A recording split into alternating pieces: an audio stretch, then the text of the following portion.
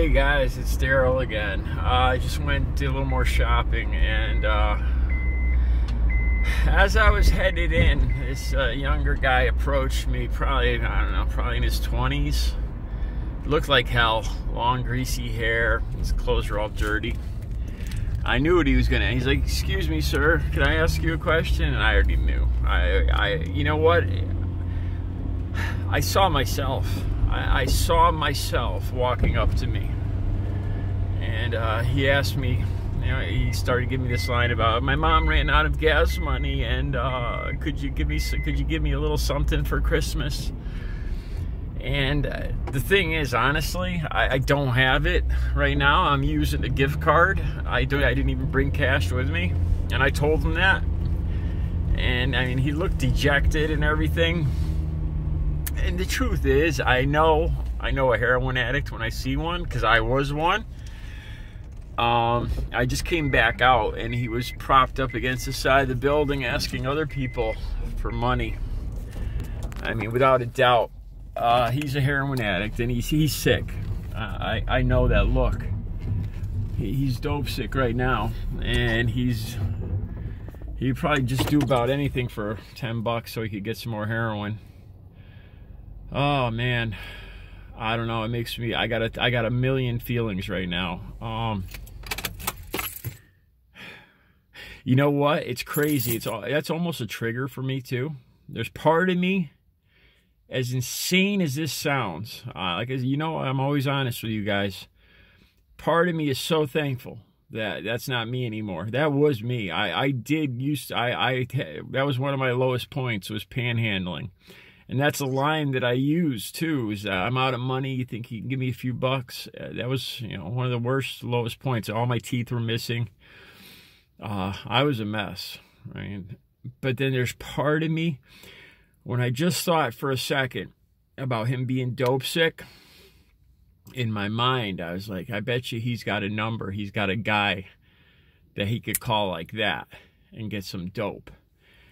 And part of me, there was a trigger right there. Like I said, I'm honest with you guys. Part of me was like, wow, he can get dope that quick, like right now.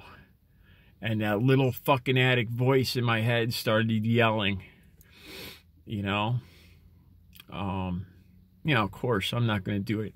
The biggest thing is when you talk it out like this, even though I'm just talking to you guys on the internet, on YouTube.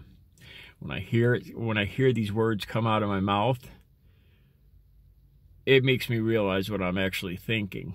And, it's a good way to get over, to stop that trigger dead in its tracks, because you hear yourself and you hear how stupid it is, But this is how bad addiction is. 13 years later, 13 years, 2 months later, I've been clean, haven't touched a thing.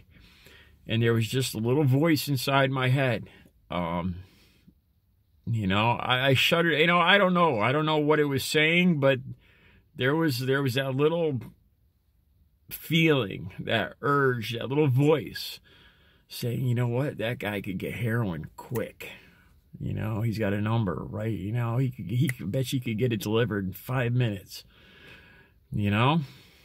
That's bad, man. See, that's why people like me, you got to remember that it never goes away. And talking it out, since I have no one around me right now, you guys are going to have to do.